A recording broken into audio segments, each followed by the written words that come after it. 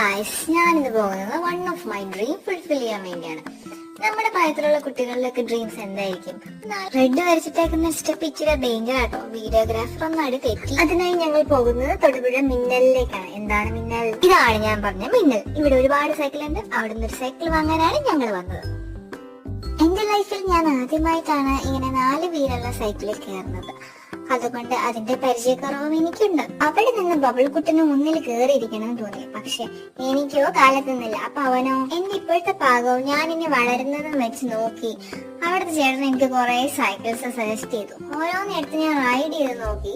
ചിലതൊക്കെ കയറാൻ ഭയങ്കര പാടായിരുന്നു, ചിലത് ചവിട്ടാൻ എനിക്ക് തീരെ. ഈ സമയം കൊണ്ട് നമ്മുടെ ബബിളുട്ടൻ അവന് പറ്റിയ ഒരു സൈക്കിൾ മുക്കിക്കൊണ്ട് വന്നിട്ടുണ്ട്.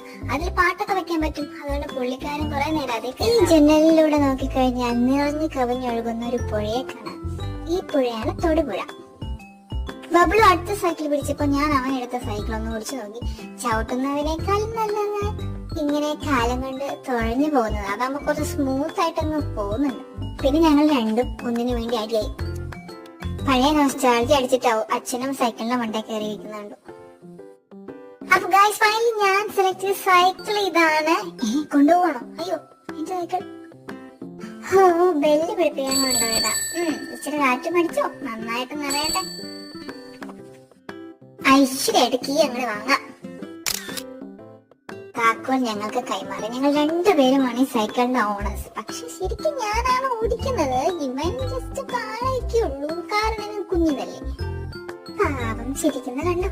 എന്റെ സന്തോഷത്തിന് അതിരുകളിൽ എങ്ങനെയെങ്കിലും ഒന്ന് വീട്ടിലെത്തിയിട്ടൊന്ന് ഓടിച്ചു നോക്കണം എന്നാണ് എന്റെ ആഗ്രഹം. അതിന് ഇപ്പോഴേ ഓടിച്ച് വീട് വരെ പോകാനും ഞാൻ റെഡിയാണ്. അങ്ങനെ പുതിയ സൈക്കിൾ കാറിൽ കയറ്റി വെച്ചു. എന്താ അതെ, സൈക്കിളിന് വേണ്ടി പണിത കാറ് പോലെ ഡിക്കിയിൽ സൈക്കിൾ കറക്റ്റ് വിട്ടുപോയി. സർപ്രൈസ് ആയിട്ട് സൈക്കിൾ വാങ്ങി തന്നത് എന്റെ അച്ഛമ്മയാണ്. അപ്പൊ ഇന്നേക്ക് ഇത്രയേ ഉള്ളൂ. ഇഷ്ടപ്പെട്ടാലൊന്ന് ലൈക്ക് ചെയ്യണം, സബ്സ്ക്രൈബ് ചെയ്യണം. Love you, bye, Tata.